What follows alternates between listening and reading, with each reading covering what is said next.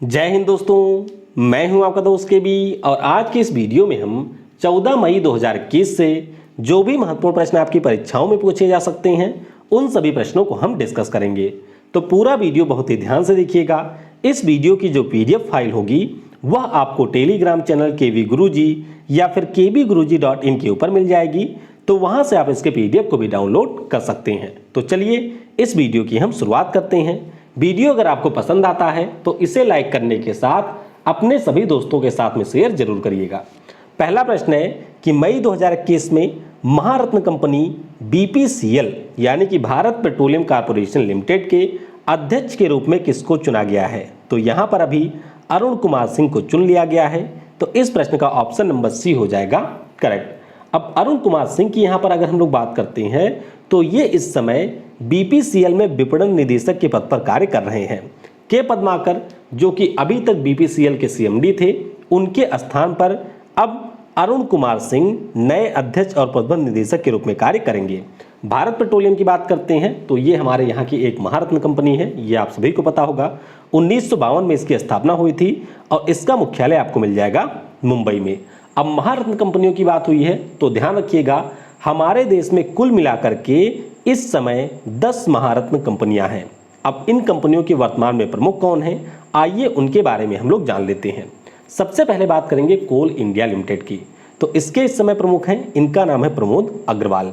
उसके बाद में बात करते हैं oil and natural gas limited की यानी कि ओएनजीसी की। तो इसके अभी पिछले साल ही प्रमुख बनी हैं, पिछले माह ही प्रमुख बनी हैं, जिनका नाम है सुभाष कुमार। तो ये भी आपको याद रखना है। फिर बात करते हैं भारत हैवी इलेक्ट्रिकल्स लिमिटेड की। तो नलिन सिंघल इसके प्रमुख बने हैं। इसी प्रकार से gas authority of India limited की बात करें यानी कि गेल इंडिया की बात करते हैं तो मनोज जैन पिछले साल इसके प्रमुख बने थे। उसी प्रकार से इंडियन ऑयल कॉर्पोरेशन लिमिटेड की बात करते हैं तो श्रीकांत माधव वैद्य पिछले साल इसके प्रमुख बने थे। स्टील अथॉरिटी ऑफ इंडिया की बात करते हैं तो इसकी सुमा मंडल हैं जो कि इसी साल जनवरी में इसकी प्रमुख बनी हैं। उसी प्रकार से एनटीपीसी लिमिटेड की बात करते हैं यानी कि national thermal power corporation limited की, तो गुरदीप सिंह इसके प्रमुख हैं। भारत पेट्रोलियम मैंने आपको बता ही दिया कि के पद्माकर के स्थान पे अरुण कुमार सिंह इसके नए सीएमडी होंगे। Hindustan petroleum corporation limited Mukesh Kumar Surana और पावर ग्रिड कॉर्पोरेशन लिमिटेड की बात करते हैं तो के श्रीकांत इसके प्रमुख होंगे। वीडियो में हम लोग आगे बढ़ें उससे पहले मैं आपको बताना चाहूँगा कि अब आप मेरी डेली क्लासेज अनअकैडमी ऐप के ऊपर भी लाइव अटेंड कर सकते हैं। तो डेली यहाँ पर आपके ग्रुप डी एग्जाम और जो आने वाले समय में एनटीपीसी सीबीटी 2 का एग्जाम होगा उनके लिए स्पेशल क्लासेज होती हैं। विशेष तौर पर अगर आपको आने वाले समय में ग्रुप डी का एग्जाम देना है तो डेली दिन में 3:30 बजे हम लोग ग्रुप डी के एक सेट को यहाँ पर डिस्कस करते हैं और ये जो सेट होता है पूरे डिटेल में डिस्कस किया जाता है। करंट अफेयर के जो भी प्रश्न होते हैं वह आपके बिल्कुल 2020 के प्रश्न हैं और ग्रुप डी में जिस प्रकार के प्रश्न पूछे जाते हैं सिर्फ हम लोग उन्हीं प्रश्नों को यहाँ पर डिस्कस करते हैं। उसी प्रकार से रात की जो 10 बजे वाली क्लास होती है इसमें हम लोग टॉपिक वाइज आपके रसायन विज्ञान, भौतिक विज्ञान और जीव विज्ञान के प्रश्नों को डिस्कस करते हैं। तो अगर आप लोग ग्रुप डी का एग्जाम अच्छे तरीके से देना चाहते हैं और साइंस और करंट अफेयर में बढ़िया स्कोर करना चाहते हैं तो इन सभी फ्री क्लासेस को आप लोग ज्वाइन कर सकते हैं। इनकी लिंक आपको पिन कमेंट में मिल जाएगी। इसके अलावा अगर आप लोग चाहें तो अनअकैडमी का प्लस सब्सक्रिप्शन भी परचेज कर सकते हैं। प्लस सब्सक्रिप्शन का खास बात ये होती है कि यहाँ पर आपको सारे क्लासेस का शेड्यूल एक साथ में ही मिल जाता है। इसके अलावा आप जहाँ से चाहें वहाँ से पढ़ सकते हैं। अपने एजुकेटर के साथ में आप डायरेक्टली इंटरेक्ट कर सकते हैं, उनसे आप क्वेश्चन आंसर भी कर सकते हैं यानी कि अपने डाउट भी पूरे कर सकते हैं। सभी क्लास की आपको यहाँ पर फ्री में पीडीएफ मिलती है और सबसे महत्वपूर्ण चीज़ कि जो भी आपके एग्जाम का सिलेबस होता है उसको यहाँ पर 100% कंप्लीट करवाया जाता है। तो अगर आप किसी भी प्रकार के एग्जाम की प्रिपरेशन कर रहे हैं तो इसके प्लस कोर्स को खरीद सकते हैं। इसके अलावा मैं आपको बता दूं कि हर संडे अनअकैडमी के ऊपर एक कॉम्बैट होता है जो कि आपके बैंक, एसएससी और यूपीएससी एग्जाम के लिए होता है। एसएससी की बात करते हैं तो ये दिन में 12 बजे होता है। अगर आप इसमें पार्टिसिपेट करते हैं और आपकी रैंक 1 से लेकर के 500 के बीच में आती है तो फिर आप यहाँ पर अनअकैडमी के द्वारा स्कॉलरशिप भी जीत सकते हैं और आपको यहाँ पर यूज करना है कोड KV10। अगला प्रश्न है कि नेपाल की संसद का जो निम्न सदन है इसका नाम क्या है। तो इसका नाम यहाँ पर है हाउस ऑफ रिप्रेजेंटेटिव यानी कि इस प्रश्न का ऑप्शन नंबर बी हो जाएगा करेक्ट। अब सवाल ये उठता है कि ये प्रश्न मैंने पूछा क्यों है, तो इसके पीछे का कारण ये है कि अभी जो वहाँ की ये निम्न सदन है, यानी कि जिसे हम लोग हाउस ऑफ रिप्रेजेंटेटिव के नाम से जानते हैं, जैसे हमारे यहाँ पर लोकसभा है, उसमें जो वर्तमान में पीएम है जिनका नाम है केपी शर्मा ओली, तो इनके खिलाफ एक अविश्वास प्रस्ताव लाया गया। और अविश्वास प्रस्ताव के दौरान जब यहाँ पर लोगों के द्वारा वोटिंग करवाई गई, यानी कि जो आपके मेंबर हैं उन्होंने जब वोटिंग किया तो 93 लोगों ने यहाँ पर इनके पक्ष में वोट किया, बाकी 124 लोगों के द्वारा इनके विपक्ष में वोट किया गया। तो जाहिर सी बात है अब आने वाले समय में केपी शर्मा ओली आपके नेपाल देश के प्रधानमंत्री नहीं रहेंगे, तो ये आपको ध्यान रखना है। अब यहाँ की जो असेंबली है उसमें आपको दो सदन मिलेंगे, एक तो हमारा होता है हाउस ऑफ रिप्रेजेंटेटिव, जैसे हमारे यहाँ पर लोकसभा है, और जैसे हमारे यहाँ पर राज्यसभा होता है उस प्रकार से यहाँ पर आपको नेशनल असेंबली देखने को मिलेगी। राजधानी यहाँ की काठमांडू में है, मुद्रा यहाँ की रुपया है, और वर्तमान में राष्ट्रपति कौन है, तो विद्या देवी भंडारी वर्तमान में नेपाल देश की राष्ट्रपति हैं। तो ये सारे पॉइंट आपको यहाँ से याद रखने हैं। तो केपी शर्मा अब जाने वाले हैं। अगला प्रश्न है कि मई 2021 में किस देश के विकेटकीपर बल्लेबाज बीजे वाटलिंग ने सेवानिवृत्ति की घोषणा कर दी है, तो ये आपके न्यूजीलैंड के विकेटकीपर बल्लेबाज हैं, जिन्होंने अभी घोषणा कर दी है कि जून महीने में जो विश्व टेस्ट चैंपियनशिप होगा उसके बाद में ये क्रिकेट से ले लेंगे संन्यास। तो ऑप्शन नंबर यहाँ पर न्यूजीलैंड हो जाएगा करेक्ट। तो ये आप देख सकते हैं, ये है बीजे वाटलिंग, और जून में ये हो जाएंगे सेवानिवृत्त। अच्छा, जून में जो आपकी टेस्ट चैंपियनशिप होगी उसमें 1975 के बाद में पहली बार किसी पारसी समुदाय के क्रिकेटर को शामिल किया गया है, तो उनका नाम मैंने आपको बताया था, नीचे कमेंट में बताइएगा कि उनका नाम क्या है। अगला प्रश्न है कि हाल ही में प्रकाशित पुस्तक 1971 the beginning of India's cricketing greatness, ये पुस्तक जो अभी प्रकाशित हुई है इसके लेखक हैं कौन, तो ये जो पुस्तक है इसको दो लोगों ने मिलकर लिखा है, एक तो आपके हैं बोरिया मजूमदार, दूसरे यहाँ पर है गौतम भट्टाचार्य, यानी कि इस प्रश्न का ऑप्शन नंबर डी, ए और सी हो जाएगा करेक्ट। तो आपको याद होगा कि 1971 में हमारा जो देश है वह इंग्लैंड के दौरे पर गया था। उस समय जो हमारी टीम थी उसके कप्तान थे अजीत वाडेकर साहब। तो अजीत वाडेकर साहब के नेतृत्व में सबसे पहले हम लोग इंग्लैंड को हराते हैं, उसके बाद में जो वेस्ट इंडीज के साथ में सीरीज होती है उस सीरीज में हम लोग वेस्ट इंडीज को भी हराते हैं। तो ये जो आपकी भारत की यात्रा रही थी उसी के ऊपर बोरिया मजूमदार और गौतम भट्टाचार्य के द्वारा यहाँ पर पुस्तक लिखी गई है। अच्छा, इससे पहले मैंने आपको एक पुस्तक और बताई थी जिसको लिखा है आर कौशिक ने, और ये आपके CSSL एग्जाम में पूछी गई है। इसका नाम है India 71 year test the journey triumph to Australia. तो ये पुस्तक भी काफ़ी ज़्यादा महत्वपूर्ण है, दोनों में ही आपको 71 देखने को मिलेगा। अगला प्रश्न है कि मई 2021 में प्रकाशित रिपोर्ट के अनुसार 2021 में हमारे देश में जो समर फसल का क्षेत्रफल होता है, यानी कि जो आपके गर्मियों में फसल उगाई जाती है उसके क्षेत्रफल में कितने प्रतिशत की वृद्धि देखी गई है, तो यहाँ पर 21.58% की वृद्धि हुई है। तो इस प्रश्न का ऑप्शन नंबर बी हो जाएगा करेक्ट।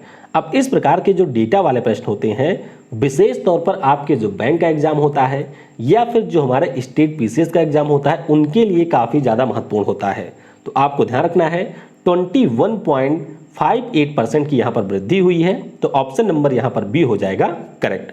अब टोटल आप देख सकते हैं कि किन क्षेत्रों में कितनी वृद्धि हुई है। जैसे कि दालों की बात करते हैं तो यहाँ पर 70% की वृद्धि हुई, तेल का जो एरिया है वहाँ पर 12.05% की वृद्धि हुई। उसी प्रकार से अगर हम धान की बात करते हैं तो यहाँ पर 15.52% की वृद्धि हुई है। समर क्रॉप आपके कौन से होते हैं, तो जो हमारे गर्मियों के मौसम में उगाई जाती हैं, विशेष तौर पर इनमें हमारी सब्जियां भी शामिल होती हैं, जायद क्रॉप भी इन्हें कहा जाता है। कुछ हद तक जो हमारे खरीफ क्रॉप होती हैं उनको भी हम लोग इसी कैटेगरी में रखते हैं। तो ये पॉइंट आपको यहाँ से याद रखना है। अगला प्रश्न है कि इंटरनेशनल एनर्जी एजेंसी की रिपोर्ट के अनुसार 2020 में भारत की जो अक्षय ऊर्जा की क्षमता है इसमें कितने प्रतिशत की कमी देखने को मिली है, तो भारत की जो यहाँ पर कैपेसिटी है उसमें 50% की कमी देखने को मिली है, यानी कि इस प्रश्न का ऑप्शन नंबर सी हो जाएगा करेक्ट। तो याद रखिएगा अभी जो इंटरनेशनल एनर्जी एजेंसी है जिसका हेडक्वार्टर आपको मिल जाएगा फ्रांस की राजधानी पेरिस में, इन्होंने एक रिपोर्ट जारी की। रिपोर्ट का नाम क्या है, तो रिपोर्ट का नाम है renewable energy market update outlook for 2021 and 2022। और रिपोर्ट में आपके ये बताया गया कि हमारे देश में जो अक्षय ऊर्जा उत्पादन की क्षमता है उसमें 50% की कमी आई है, और टोटल कमी की बात करते हैं तो ये आपकी है 5.62 गीगावाट। टोटल अगर हम लोग बात करते हैं तो 2020 में हम लोगों ने सिर्फ 17 गीगावाट यहाँ पर कैपेसिटी को इंस्टॉल किया है। तो ये रिपोर्ट में बताया गया है। इसी प्रकार से रिपोर्ट में ये बताया गया कि वैश्विक स्तर पर टोटल 280 गीगावाट की वृद्धि हुई है, जो कि आपकी रही है 45%। कितनी? 45% वैश्विक स्तर पर अक्षय ऊर्जा में वृद्धि हुई है। सबसे ज़्यादा कहाँ पर हुई है? तो दुनिया में जो टोटल अक्षय ऊर्जा में वृद्धि हुई है वह आपके चीन में हुई है। सबसे ज़्यादा यहाँ पर 50% वृद्धि देखने को मिली है, जो कि पूरे वैश्विक स्तर का 50% रहा है। अगला प्रश्न है कि विश्व बैंक के देशों द्वारा प्राप्त प्रेषित धन के ऊपर जारी रिपोर्ट में कौन सा देश शीर्ष स्थान पर रहा है? यानी कि आप सभी को पता होगा कि हमारे जो देश होते हैं उनको मिलता है रेमिटेंस। यानी कि मान लीजिए आप भारत के हैं, अब तैयारी आप लोग कर रहे हैं बहुत सालों से। क्या होता है कि सरकारें नौकरी जल्दी देती नहीं है, तो आपके मन में ये विचार आया कि क्यों ना हम चले जाएं सऊदी अरब। अब जाहिर सी बात है, अगर आप लोग जाएंगे सऊदी अरब तो वहाँ पे जाकर के पैसे कमाएंगे और फिर आपका ये जो पैसा होगा वो अपने मम्मी पापा के लिए आप वापस भारत में भेजेंगे। तो इस प्रकार से किसी देश के नागरिक जो किसी दूसरे देश में कमा रहे हैं और वहाँ से जो पैसा भेजते हैं अपने देश में, उसी को हम लोग कहते हैं रेमिटेंस।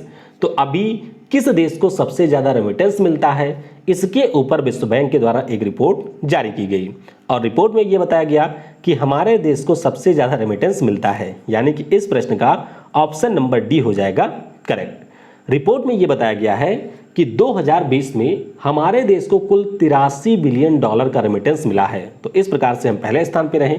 चीन की बात करते हैं तो ये दूसरे स्थान पर रहा है और मैक्सिको यहाँ पर रहा है तीसरे स्थान पर।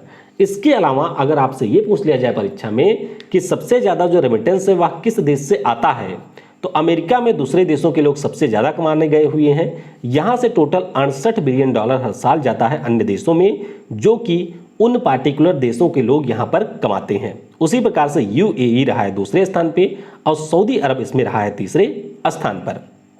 अगला प्रश्न है कि संयुक्त राष्ट्र के अनुसार भारत किस वर्ष तक दुनिया का सबसे अधिक जनसंख्या वाला देश बन जाएगा? तो भारत हमारा 2027 तक दुनिया में सबसे अधिक जनसंख्या वाला देश बन जाएगा। यानी कि इस प्रश्न का ऑप्शन नंबर बी हो जाएगा करेक्ट। अब वैसे ये तो यूनाइटेड नेशन के द्वारा बहुत ही पहले कहा गया था कि 2027 तक हम चाइना को पीछे छोड़ देंगे, लेकिन अभी हम लोग इसको इसलिए डिस्कस कर रहे हैं क्योंकि चीन के द्वारा अभी अपनी गणना को जारी किया गया है। यानी कि चीन में अभी आपकी 7वीं सेंसस हुई है और इसके रिपोर्ट यहाँ पर प्रकाशित किए गए। रिपोर्ट के बाद में रिपोर्ट को देखने पर यह पता चला कि 1953 के बाद में जो चीन की जनसंख्या है उसमें आपकी कमी देखने को मिली है। यानी कि 0.53% की यहाँ पर कमी हुई है, जिससे इनकी जो जनसंख्या वृद्धि है वह मात्र 5.38% रही है। तो ये जनसंख्या में देखा गया। अब इसके पीछे का कारण ये बताया जा रहा है कि 1979 में चीन के द्वारा एक नियम लाया गया था। नाम इसका क्या था? तो इसका नाम था एक बच्चा नीति, यानी कि वन चाइल्ड पॉलिसी। और यहाँ पर चीन की सरकार ने साफ कह दिया था कि अगर आप लोग एक से ज़्यादा बच्चे पैदा करेंगे तो वो जो दूसरा बच्चा होगा या एक के बाद में अन्य बच्चा होगा उसको किसी भी प्रकार की सुविधा नहीं मिलेगी। तो लोग गए थे डर, इस कारण से यहाँ पर सिर्फ एक ही बच्चे पैदा होने लगे थे। 2016 में हालांकि इस नीति को अब समाप्त कर दिया गया है और अभी जो ये रिपोर्ट आई है उसमें यही बताया गया है कि जो यहाँ पर जनसंख्या में कमी देखने को मिल रही है उसके पीछे का रीजन यही है वन चाइल्ड पॉलिसी। अब इस रिपोर्ट के बाद में अब ये भी संभावनाएं जताई जाने लगी हैं कि हम लोग 2023-24 तक ही चीन को पीछे छोड़ करके दुनिया में पहुंच जाएंगे नंबर 1 पर। तो ये आपको ध्यान रखना है कि चीन के द्वारा अभी अपनी जनसंख्या की रिपोर्ट को जारी किया गया है। अगला प्रश्न है कि मई 2021 में international council for advertising self regulation के कार्यकारी समिति में किसे नियुक्त किया गया है? तो यहाँ पर नियुक्ति हुई है मनीषा कपूर की। किसकी? मनीषा कपूर की यहाँ पर नियुक्ति हुई है। तो इस प्रश्न का ऑप्शन नंबर ए हो जाएगा करेक्ट। मनीषा कपूर की अगर हम लोग बात करते हैं तो ये है कौन? हमारे यहाँ पर जो भारतीय विज्ञापन मानक परिषद है यानी कि advertising standard council of India है, उसकी ये महासचिव हैं। देख सकते हैं आप इनको, ये इस समय इसके सेक्रेटरी जनरल हैं। और अब 2023 यानी कि अगले 2 वर्षों के लिए जो international council for advertising self regulation है इसकी कार्यकारी समिति में इनको शामिल कर लिया गया है। इसकी अगर हम लोग बात करते हैं यानी कि ICAS की, तो 1985 में स्थापना हुई थी। मुख्यालय आपको मिलेगा ब्रुसेल्स में। और जब भी ब्रुसेल्स की बात हो तो आपको ध्यान रखना है कि जो हमारा नाटो है यानी कि नॉर्थ अटलांटिक ट्रीटी ऑर्गेनाइजेशन, इसका भी हेडक्वार्टर आपको ब्रसेल्स में मिलेगा और यूरोपीय यूनियन का भी हेडक्वार्टर आपको ब्रसेल्स में ही देखने को मिलेगा। अच्छा, अध्यक्ष इसके कौन है? तो गे पार्कर इसके अध्यक्ष हैं। आखिरी प्रश्न है कि मई 2021 में गूगल पे ने अमेरिकी यूजर को भारत के साथ किस अन्य देशों में पैसे ट्रांसफर करने की सुविधा को शुरू कर दिया है। यानी कि अगर अमेरिका के कोई नागरिक है तो वह भारत के साथ साथ और किस देश में पैसे को ट्रांसफर कर सकता है? तो ये कर सकता है सिंगापुर में। ऑप्शन नंबर यहाँ पर सी हो जाएगा करेक्ट। तो ध्यान रखेंगे आप लोग, अभी गूगल पे के द्वारा यहाँ पर दो कंपनियों के साथ में एक समझौता किया गया है। कौन सी कंपनी है? तो एक आपकी रेमिटेंस वाली कंपनी है जिसका नाम है वाइज और दूसरी कंपनी का नाम है वेस्टर्न यूनियन। तो इनके साथ में ये समझौता किया गया है। अब इस समझौते के अंतर्गत जो भी आपके यूएसए में रहने वाले लोग हैं जो कि गूगल पे का यूज करते हैं वह भारत और सिंगापुर में पैसे को ट्रांसफर कर सकते हैं। बाकी गूगल पे की बात करते हैं तो गूगल की यह एक सहायक कंपनी है जिसको 2015 में लॉन्च किया गया था और फाइनली इसे 2018 में जाकर के लॉन्च किया गया था। और गूगल कंपनी के बारे में आप सभी को पता होगा कि लैरी पेज और सर्जे ब्रिन के द्वारा इस कंपनी की स्थापना की गई थी। वर्तमान में जो सुंदर पिचाई हैं वह इसके सीईओ हैं। तो इस प्रकार से जो भी आपके महत्वपूर्ण प्रश्न थे 14 मई के, उन सभी को हमने यहाँ पर डिस्कस कर लिया है। अब आइए जो मैंने आपसे कल प्रश्न पूछे थे उन प्रश्नों का उत्तर जान लेते हैं। तो पहला प्रश्न मैंने पूछा था कि अंतर्राष्ट्रीय मातृभाषा दिवस कब मनाया जाता है? तो ये आपका होता है 21 फरवरी को। कब?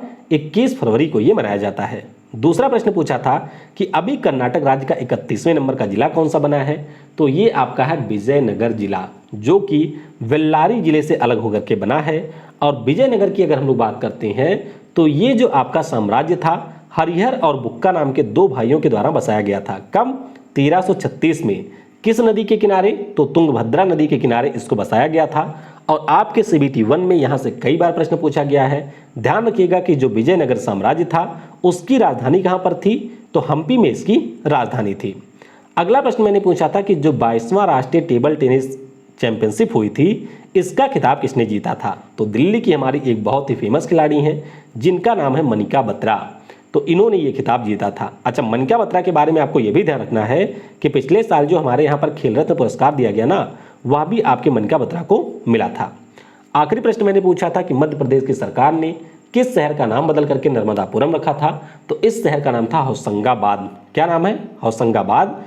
सॉरी, मनिका बत्रा प्रिंट है तो होशंगाबाद जो शहर था उसका नाम बदल करके इन्होंने नर्मदापुरम पिछले साल रखा था। अब आज के वीडियो से आपके लिए प्रश्न है कि 2020 का जो सरस्वती सम्मान है ये अभी किसने जीता है? 2020 के लिए जो व्यास सम्मान है ये किसे दिया गया? 2020 के लिए जो आपका बिहारी पुरस्कार है ये किसे दिया गया? 2020 में जो आपका हिंदी भाषा में साहित्य अकादमी पुरस्कार अभी दिया गया है वह किसको मिला है? और अंग्रेजी भाषा में साहित्य अकादमी पुरस्कार किसको दिया गया है? तो इन प्रश्नों के उत्तर आपको नीचे कमेंट सेक्शन में देने हैं। बाकी अगर आप लोग ग्रुप डी एग्जाम की तैयारी कर रहे हैं तो आप अनअकैडमी के ऊपर मुझे ज्वाइन करना बिल्कुल भी मत भूलिएगा, वह क्लास आपके लिए सबसे ज़्यादा बेस्ट होती है।